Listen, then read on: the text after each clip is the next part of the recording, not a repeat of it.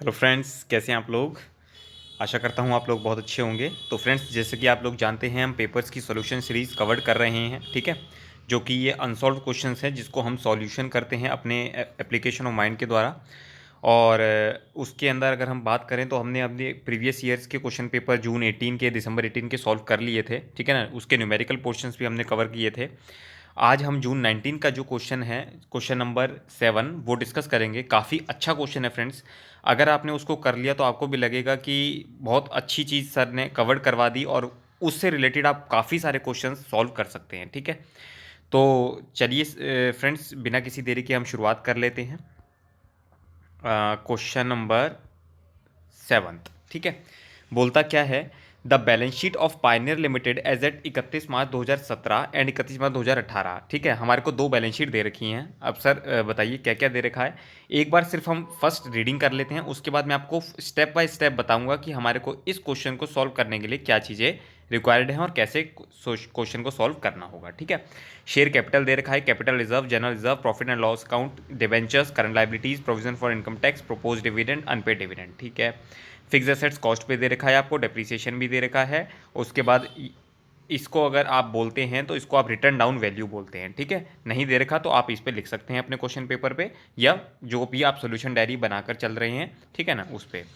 फिर trade investment दे रखा है, करंट असेट्स दे रखा है, प्रीलिमिनरी एक्सपेंसेस दे रखे हैं। चलिए फिर क्या बोलता है, ड्यूरिंग द ईयर 17-18 हमने ये सारी चीज़ें करी हैं, ठीक है। अभी मैं पढ़ नहीं रहा हूँ फ्रेंड्स, अभी आपको सिर्फ ले लेके चल रहा हूँ कि भाई देखिए, ये हमारे पास 6, इसको आप क्या बोल सकते हैं, 6 हमारे पास एडजस्टमेंट्स दे रखी हैं, ठीक है। चलिए 6 एडजस्टमेंट हो गए। फिर क्या बोलता है, you are required to prepare the statement of sources and application of funds. पहली चीज़ तो ये हो गई ड्यूरिंग द ईयर 17-18, और statement of changes in working capital, तो दूसरी ये हो गई, ठीक है ना। तो अब हमारे को एक तो ये बताना है कि ये जो सारा फंड है वो कहाँ से आया और कहाँ पे चला गया, ठीक है ना। सोर्स मतलब आया और एप्लीकेशन मतलब गया। और स्टेटमेंट ऑफ चेंजेस, क्या हमारी जो वर्किंग कैपिटल है, वर्किंग कैपिटल आपको पता होता है current assets minus current liability, क्या उसमें कोई चेंज आया है, तो एक हमारे को ये निकालना है, ठीक है। चलिए तो सर अभी हमने जो क्वेश्चन पढ़ा है उसमें अभी हमने सिर्फ बैलेंस शीट देखी थी और एडजस्टमेंट्स अभी आपने छुड़वा दी थी। तो इस तरीके से फ्रेंड्स मैंने आपको बताया कि आपको जब एग्जाम में आएगा तो आपको क्वेश्चन किस तरीके से आपको पढ़कर चलना है, ठीक है ना। आज हम जब डिफरेंट डिफरेंट क्वेश्चन सारे कवर कर लेंगे आपके पास्ट ईयर क्वेश्चंस के, तो आपको एक बहुत अच्छा कॉन्फिडेंस मिलेगा कि यस, हम सब तरीके के क्वेश्चंस कर सकते हैं, ये हमने कभी कहीं सुना था, पढ़ा था, इस तरीके से कर सकते हैं, ठीक है ना। चलिए अब हम एक एक करके फ्रेंड्स एडजस्टमेंट पढ़ेंगे, उसके बाद आपको समझ में आ जाएगा कि भाई क्वेश्चन क्या कहता है और क्या कहना चाहता है। देखिए, अगर हम लोगों ने थोड़ा सा भी हम इनके बारे में जानते हैं तो हम लोगों को पता चल जाएगा कि भाई देखिए, statement of sources and application fund में क्या आता है। मान लीजिए आपने मशीन बेची तो आपके पास पैसा आ गया, ठीक है ना। आपने डिविडेंड दिया तो आपका पैसा चला गया, तो इसमें इस तरीके की बातें आएंगी। और जब वर्किंग कैपिटल की स्टेटमेंट बनाएंगे उसमें करंट असेट्स करंट लायबिलिटी से रिलेटेड बातें आएंगी, ठीक है ना। तो अब आपको एक चीज़ समझ में आती जा रही है कि हमारी कौन सी इन्फॉर्मेशन कहाँ जाएगी। और ठीक है ना। तो अब एक आपसे मैं रिक्वेस्ट करूँगा, देखिए मेरे पास उतना स्पेस नहीं है, बट आप जो आपका एक ऐसा पेज ले लीजिए, ठीक है ना। जैसे कहते हैं ना, एक ये वाला पेज और एक ये वाला पेज, उसमें आप एक जगह तो स्टेटमेंट बनाइए अपना sources and application of fund का, और एक जगह बनाइए आप जो आपका चेंजेस इन वर्किंग कैपिटल का है, ठीक है ना। उसके बाद जब आप पेपर को फ्लिप करेंगे उसके बाद हम वर्किंग नोट्स बनाएंगे, ठीक है ना। इन दोनों, ये तो हमारा फेयर आंसर हो गया क्योंकि जो एग्जामिनर है वो ये चाहता है हमारे को फेयर आंसर। अब जब हम जैसे मान लीजिए ये 1 पेज है, ये 2 पेज है, ठीक है। तो अब हम जब 3 पेज खोलेंगे, नेक्स्ट पेज खोलेंगे, उसमें हम क्या बनाएंगे, ये पेपर 3 हो गया, ये पेज हो गया 4। अब यहाँ से हम वर्किंग नोट्स शुरू करेंगे, ठीक है ना। अब वर्किंग नोट्स किस किस तरीके के होंगे वो हम एडजस्टमेंट जब पढ़ते जाएंगे साथ साथ वर्किंग नोट्स बनाते जाएंगे, और ये वर्किंग नोट्स हमारे हेल्प करेंगे हमारे को मेन आंसर्स को प्रिपेयर करने में, ठीक है। तो चलिए सर, आप एडजस्टमेंट पढ़ते जाइए और क्वेश्चन को सॉल्व करवाते जाइए, ठीक है ना। चलिए तो आई थिंक हम एडजस्टमेंट्स खोल लेते हैं, ठीक है ना। क्या कहता है, सोल्ड 1 मशीन, हमने एक मशीन बेची है 50,000 रुपये की, जिसकी कॉस्ट थी 1 लाख रुपये, और उस पर डेप्रीशिएशन लग गया 40,000 रुपये का। तो सर अब इसका क्या मतलब हुआ कि भैया आपने 50,000 रुपये की किसी को मशीन बेच दी, ठीक है ना। या आप ये मान लीजिए कि आपने अपने एप्पल का फ़ोन 50,000 रुपये में बेच दिया, जिसको आपने 1 लाख रुपये का खरीदा था, और उस पर 40,000 का डेप्रीशिएशन लगा लिया था। तो आपकी बुक्स में वो कितने हज़ार रुपये का था, 60,000 रुपये का था, अब आपने 60,000 की चीज़ 50,000 में बेची, तो आपको क्या फ़ायदा हुआ, नुकसान हुआ? तो बस फ्रेंड्स, ये आपका हो गया -10,000 का नुकसान, ठीक है ना। अब हमारे को ये कहीं ना कहीं पता चल गया कि भाई सर ये कहीं जाना तो है, ठीक है ना। अब आपको ये तो पता चल कहीं तो जाना है, इसका हम एडजस्टमेंट भी कर देंगे। फिर कहता है 1,80,000 रुपये आपको एज अ डिप्रिसिएशन प्रोवाइड करना है, कर देंगे। आपको 30% डिबेंचर रिडीम करने हैं 105 रुपये से, ठीक है ना। डिबेंचर 100 रुपये का होता है, अब आपने उसको 5 रुपये फालतू दिए, ऐसे कितने डिबेंचर है, 30% डिबेंचर है, उसको भी हम देख लेंगे। चलिए, फिर कहता है हमने कोई ट्रेड इन्वेस्टमेंट सोल्व कर दी एट अ प्रॉफिट ऑफ 20,000। चलिए जी, देख लेंगे, प्रॉफिट 20,000 पे बेचा तो मतलब पैसा आ गया हमारे पास। चलिए, फिर क्या कहता है, हमने स्टॉक डिसाइड किया है कि भैया वो कॉस्ट पे वेरी होगा, मतलब कॉस्ट पे हम उसको लिखेंगे। क्यों? अब तो वो कहेगा कि भाई, मैनेजमेंट कहेगी भाई अब हमारे को कॉस्ट पे लिखना है। तो आप पूछोगे सर अच्छा अब कॉस्ट पे लिखना है तो इसका मतलब क्या है, आप पहले कैसे लिखते थे? तो कहता है मैनेजमेंट कि भैया हम उसको पहले कॉस्ट निकालते थे और उसमें से 10% उसको कम कर लेते थे।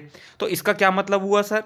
तो इसका सर मतलब ये हुआ कि ये जो 1,08,000 रुपये किताब में लिख रखे हैं, ये क्या है, 10% कम है, क्योंकि मैनेजमेंट अभी तक क्या करती थी, 10% कम करती थी। और अगर मैं आपसे कहूं कि भाई 1,08,000 10% कम मतलब 90% है, ठीक है ना, 90% है। और अगर इसको हमारे को 100% लाना है, मतलब एट कॉस्ट पर लाना है, तो कितना आ जाएगा ये आपका 1,20,000, ठीक है। तो अब एडजस्टमेंट्स को हमारे को किस तरीके से समझना है, हमारे को इस चीज़ को भी ध्यान में रखना है, ठीक है। फिर क्या कहता है, decide to write off. Write off का क्या मतलब होता है फ्रेंड्स, कि मान लीजिए आपके पास आपका एक मोबाइल फ़ोन है, वो बिल्कुल बेकार हो गया, ठीक है ना। और वो आपने कितने रुपए का लिया था, 28,000 रुपये का लिया था, जिसपे कि आपने उस पर डेप्रीसिएशन प्रोवाइड कर दिए थे 8,000 का, मतलब 20,000 का।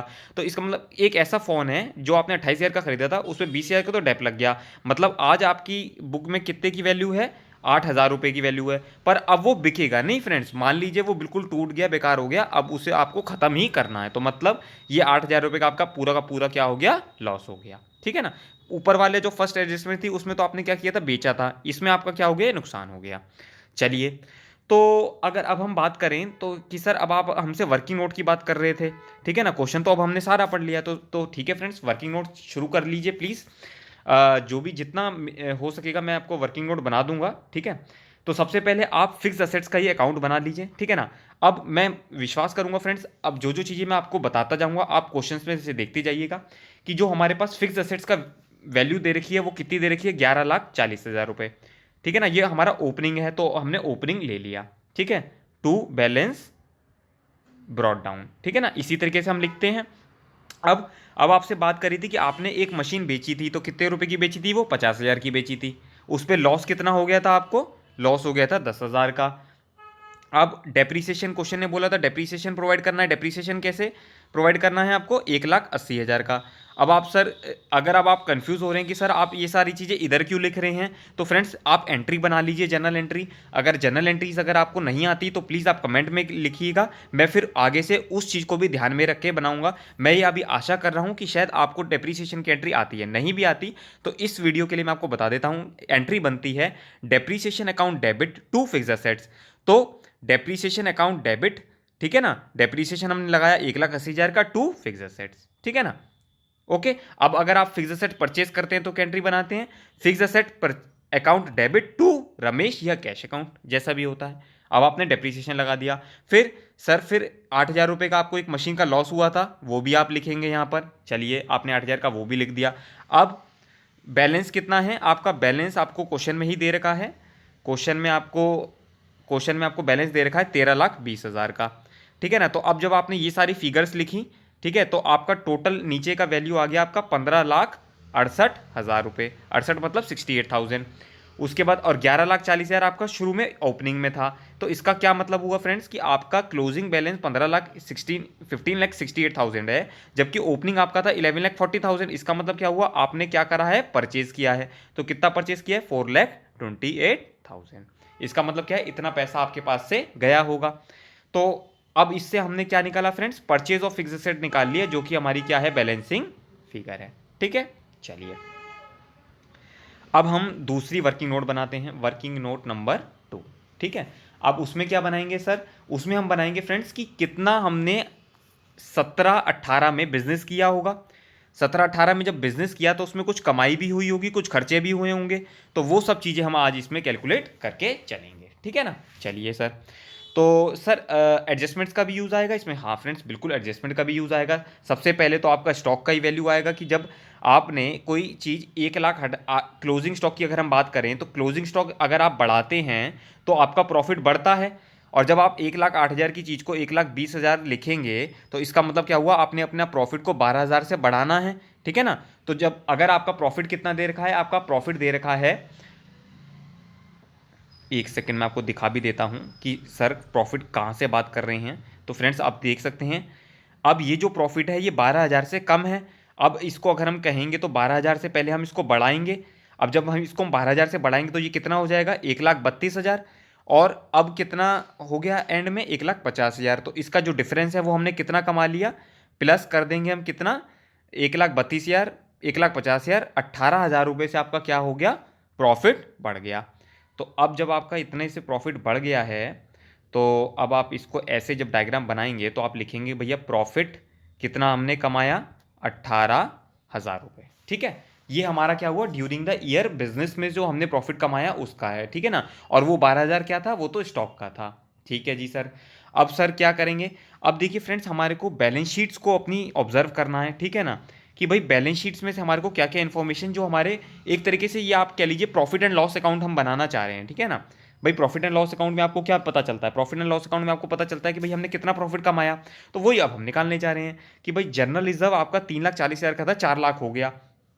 इसका क्या मतलब हुआ सर, इसका मतलब हुआ आपने 60,000 रुपये का प्रॉफिट कमाया और वो आपने रिजर्व में डाल दिया। तो प्रॉफिट तो कमाया ना, तो अभी हमने क्या लिया था, 18,000। अब उसमें हम क्या जोड़ देंगे, 60,000 रुपये का प्रॉफिट जोड़ देंगे, ठीक है सर। फिर अभी आपने एक एडजस्टमेंट पड़ी थी कि डिबेंचर्स को आपने रिडीम किया था, 5 रुपये फालतू दिया था, ठीक है ना।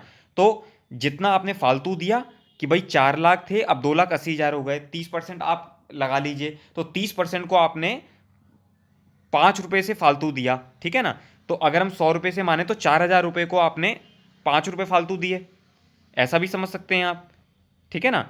तो अगर आप इसको कैलकुलेट करेंगे तो आपको आएगा कि भाई 6,000 रुपये आपने फालतू दिए हैं, ठीक है। चलिए, प्रीमियम तो आप जानते हैं ना कैसे निकलता है, मतलब मुझे लगता है एक सेकंड में आपको समझा देता हूं। ठीक है फ्रेंड्स, चलिए मैं आपको बता देता हूँ कि किस तरीके से सर ये 6,000 आया, अगर आपको समझ में नहीं आया, क्योंकि मुझे लगता है कि आप लोगों को नहीं आया होगा। देखिए क्या हुआ फ्रेंड्स, ये 4 लाख के डिबेंचर से 2,80,000 रह गए। इसका मतलब हमने क्या किया, 1,20,000 को पे कर दिया। अब 1,20,000 पे किया, 100 रुपये का एक डिबेंचर है, उसको हमने 105 रुपये दिए, ठीक है। तो ये कितना आ जाएगा आपका, 1,26,000। अब जब 1,20,000 को 1,26,000 रुपये दिए तो इसका मतलब क्या हुआ, आपका 6,000 का नुकसान हो गया। तो जब नुकसान हो गया, और अब सर आप कहेंगे कि सर ये आप ऐड क्यों करवा रहे हो, ये भी बिल्कुल आपका जायज़ क्वेश्चन था, ठीक है ना। तो क्या हुआ फ्रेंड, देखिए हमने 18,000 लिखा था, हमने 60,000 जर्नलिज्म में जोड़ दिया था, फिर हमने 6,000 रुपये जोड़ने को मैं बोल रहा हूँ। ऐसा सर आप क्यों कह रहे हैं जोड़ने के लिए, मैं बता देता हूँ फ्रेंड्स। देखिए क्या है ये फ्रेंड्स, हमारे ऑपरेटिंग लॉसेज या ऑपरेटिंग प्रॉफिट नहीं है। रीज़न क्या है, ये आपके नॉन रिकरिंग होते हैं, मतलब इसका कि ये हमेशा तो होंगे नहीं, ये तो सिर्फ एक इवेंट हुआ था, इस वजह से हमारा प्रॉफिट इंक्रीज डिक्रीज हो गया, तो इसका इफेक्ट हमारे बिजनेस में नहीं आना चाहिए। तो इसलिए हम इसको ऐड करके चलेंगे, क्योंकि कहीं ना कहीं इसने हमारे प्रॉफिट को कम कर दिया होगा, तो उसी से ही हम प्रॉफिट को ऐड कर रहे हैं, ठीक है। चलिए, देखिए यही होता है फ्रेंड्स, अगर मैं आपसे फेस टू फेस इस तरीके से बात कर रहा होता तो आपको ये चीज़ें और अच्छे से समझ में आ जाती, बट कोई नहीं फ्रेंड्स, एक यूट्यूब भी अच्छा मीडियम है जिससे मैं आपको प्रोवाइड कर सकता हूं, और पूरी इंडिया में बैठे हुए लोग इस चीज़ को सुन सकते हैं और कैरी आउट कर सकते हैं। फिर एक है सर प्रपोज डिविडेंड, 60,000 का 72,000। अब इसका क्या मतलब हुआ सर, देखिए हम फ्रेंड्स प्रपोज डिविडेंड में मान के चलते हैं कि ये जो सारा का सारा डिविडेंड है हमने इसी साल बोला होगा कि भैया इसी साल पे किया है, ठीक है ना। तो हम इसको पूरा का पूरा 72,000 को ऐड कर देंगे, ठीक है। चलिए, फिर डेप्रीसिएशन की अगर हम बात करें तो फ्रेंड देखिए डेप्रीसिएशन जो होता है वो आपका क्या होता है, नॉन कैश एक्सपेंडिचर है, कोई कैश तो जाता नहीं है, तो आप पूरा का पूरा उसे 1,80,000 रुपये ऐड कर देंगे, ठीक है। चलिए, वो भी आपने ऐड कर दिया। फिर फ्रेंड्स एक हमने एसेट बेचा था, उसका लॉस हो गया था उससे 8,000 रुपये का, तो वो भी हमारे को ऐड करना है, ठीक है ना। तो वो भी हम ऐड कर देते हैं। वो कितना होता है आपका, आपने 28,000 रुपये का था, और आपने 28,000 रुपये का एसेट था, 20,000 रुपये का डेप्रीसिएशन लग गया था, तो उसमें हमारा 8,000 का लॉस हो गया, वो हमने क्या किया, उसको जोड़ दिया। ठीक है जी, चलिए जी। फिर सर पर ऐसे तो हमने सर वो जो एक बुक वैल्यू थी 60,000 रुपये की और 50,000 का बेचा था, उसमें भी 10,000 का लॉस हुआ था, तो वो भी ऐड कीजिए प्लीज़। बिल्कुल, तो फ्रेंड्स वो आपने बहुत अच्छा याद दिलाया। आप उसका भी जो आपने बेचा था उसका भी आप 10,000 रुपीज़ ऐड कर सकते हैं। 10,000 कैसे आया सर, 60,000 रुपये का हमारी बुक में था, 50,000 रुपये का हमने बेचा, 10,000 रुपये का लॉस हो गया। लॉस हो गया तो सर ये नॉन रिकरिंग है, हर बार तो होता नहीं, तो अगर हम इसको घटा देंगे तो हमारा प्रॉफिट गलत शो होगा, इसलिए हमने इसको ऐड कर दिया। ऐसी फ्रेंड्स प्रीलिमिनरी एक्सपेंसेस की अगर हम बात करें तो प्रीलिमिनरी एक्सपेंसेस भी 40,000 के थे, 20,000 के रह गए, तो कहीं ना कहीं 20,000 को हमने राइट ऑफ किया होगा, और राइट ऑफ का मतलब अपने बुक्स से कम किया होगा, तो आज हम इसको अब क्या करेंगे, बुक्स में ऐड कर देंगे। तो 20,000 हमने ऐड कर दिया। ठीक है, तो जब आप ये सारी कैलकुलेशन करेंगे तो आपका जो पी एंड एल अकाउंट है friends, P and L account है वो आपका कितना आ जाएगा, 3,74,000। ठीक है, चलिए। अब मैंने देखिए फ्रेंड्स आपको परचेज ऑफ फिक्स्ड एसेट्स बता दिया, इसका वर्किंग नोट हो गया, और प्रॉफिट एंड लॉस अकाउंट का हमारा वर्किंग नोट तैयार हो चुका है। ठीक है ना सर। और अब आप देख रहे हैं फ्रेंड्स, मुझे समझाना भी पड़ रहा है साथ साथ, और सॉल्यूशन भी करना पड़ रहा है, इसलिए टाइम लग रहा है। जब आप लोग इस क्वेश्चन को अच्छे से समझ लेंगे तो आप इसको बहुत अच्छे से और जल्दी से कर सकते हैं। ठीक है, अब हम आपके मेन पार्ट पर आ जाते हैं, जो पेज नंबर 1 और 2 पे आपने क्वेश्चन पेपर के मेन सोल्यूशन प्रोवाइड कर रखे हैं। ठीक है, तो सबसे पहले मैं आपको 1 पेपर पे जो statement of sources of fund है वो बता देता हूँ। तो सबसे पहले हम बनाएंगे सोर्सेज, यहाँ पे लिखेंगे सोर्सेज। तो सर सबसे पहला पैसा क्या आया, जो फ्रेंड हमने अभी वर्किंग नोट बनाया था, 3,74,000 रुपये कमाई जो हमने बिजनेस से, ठीक है ना, वो हमने ऐड कर दिया। फिर सर क्या हमें एक मशीन बेची थी 50,000 रुपये की, हाँ सर। तो देखिए फ्रेंड्स, एक तो ये तरीका हो गया, मैंने आपको एक एक तरीके की चीज़ें बना दी, या फिर आप हो सकता है आप एक एडजस्टमेंट पढ़िए और उसका जहाँ जहाँ इफेक्ट आ रहा है वो साथ साथ डाल दीजिए, ये भी तरीका हो सकता है। तो आपको जौन सा अच्छा लगता है आप उस चीज़ को कैरी आउट कर सकते हैं। ठीक है सर। तो अब लिख लीजिए इसको कि भाई मशीन आपने बेची 50,000 रुपये की, फिर ऐसी इन्वेस्टमेंट बेची थी, वो कह रहा था कि इन्वेस्टमेंट हमने बेची थी 20,000 रुपये के प्रॉफिट पर। तो आपकी बुक्स में इन्वेस्टमेंट है कितने की, आप देख के मुझे बताइए। आपने ट्रेड इन्वेस्टमेंट आपकी बुक में थी 2 लाख रुपए की, और वो 1,60,000 की रह गई, इसका मतलब हमने 40,000 रुपये की बेच दी। 40,000 की बेची 20,000 के प्रॉफिट पे, तो टोटल कितने का बिका, 60,000 रुपये का। ठीक है ना, समझ पा रहे हैं ना मतलब आप लोग, ठीक है ना। चलिए, कहीं भी इशू हो तो प्लीज़ आप मुझे बता दीजिएगा, इसलिए मैं बहुत आराम आराम से चल रहा हूँ। फिर अब शेयर कैपिटल की अगर हम बात करें तो अब मैं आपको बैलेंस शीट दिखा देता हूँ, क्योंकि हो सकता है आपको इशू आ जाए कि सर कहाँ से बात कर रहे हैं। देखिए फ्रेंड्स, क्या हुआ, 6 लाख रुपए हमारे बुक्स में थे, अब 8 लाख रुपए हैं, तो कहीं ना कहीं हमने 2 लाख रुपए रेस करे होंगे। तो जब रेस करे हैं तो हमारे पास पैसा आया होगा, तो इसलिए हम इस 2 लाख को भी ऐड कर देंगे। तो जो सारा पैसा आया वो टोटल कितना हो गया आपका, 6,84,000।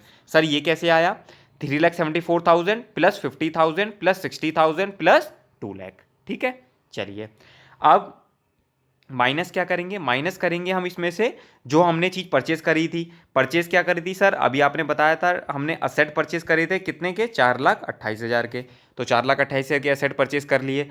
फिर सर हमने तो डिबेंचर्स वालों को भी फालतू पैसा दिया था, हाँ सर, तो वो कितना दिया था, 1,26,000। अब ये सब चीज़ें देखिए आपको याद करनी है। फिर सर हमने एक डिविडेंड भी पे करी थी। सर डिविडेंड कितनी पे करी थी आपने, डिविडेंड पे करी थी 60,000। ठीक है ना सर, ये 60,000 कैसे आया, आप तो 72,000 ऐड करवा रहे थे।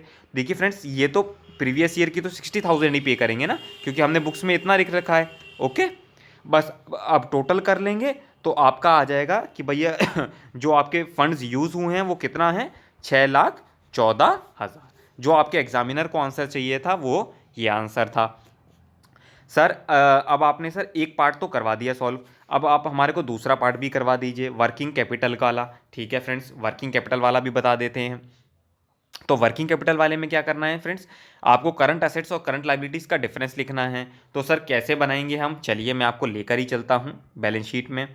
बैलेंस शीट में देखिए अब फ्रेंड्स क्या है, देखिए 5,60,000 इसके अंदर हमारा स्टॉक शामिल है, जबकि जो स्टॉक है वो हमने इसको कम पे दिखा रखा था, तो इसमें हम 12,000 रुपये जोड़ देंगे। तो अगर इसमें हम 12,000 रुपये का वो स्टॉक जोड़ देंगे तो ये कितने का हो जाएगा, 5,72,000 का, जो कि अब 6,60,000 हो गया। ठीक है, तो अब आप कैसे बनाएंगे sir statement of changes in working capital, आप लिखेंगे यहाँ पे 2017 2018। ठीक है, यहाँ पर आप लिखेंगे करंट असेट, यहाँ पर आप लिखेंगे 5,72,000, यहाँ पर लिखेंगे आप 6,60,000, और यहाँ पर आप लिखेंगे इंक्रीज और यहाँ पर लिखेंगे आप डिक्रीज। फिर आपने यहाँ लिख दिया कि भैया मेरा इतने से इंक्रीज़ हो गया, तो 88,000 आपका डिफरेंस आ जाएगा इसका, और यहाँ पर आप उसको लिख देंगे। फिर ऐसी करंट लाइबिलिटीज़ आपकी बढ़ रही हैं तो डिक्रीज़ हो गई, और जैसे मान लो आपने 1 लाख रुपए की थी 1,40,000 की हो गई, इसका मतलब क्या हो गया, आपकी लाइबिलिटी बढ़ गई तो मतलब आपकी वर्किंग कैपिटल कम हो गई। ठीक है ना, उस तरीके से आप इसको कैरी आउट कर सकते हैं। फिर आ जाएगा आपका प्रोविज़न फॉर इनकम टैक्स, उसको भी आप देख लेंगे। देखिए यहाँ पर 1,80,000 की प्रोविज़न बना रखी थी, 1,70,000 की अब बनाई है, तो इसका मतलब 10,000 रुपये हमारे बच गए। लाइबिलिटी कम बढ़ी, इसका मतलब लाइबिलिटी कम बढ़ी तो फ़ायदा हो गया 10,000 रुपये का।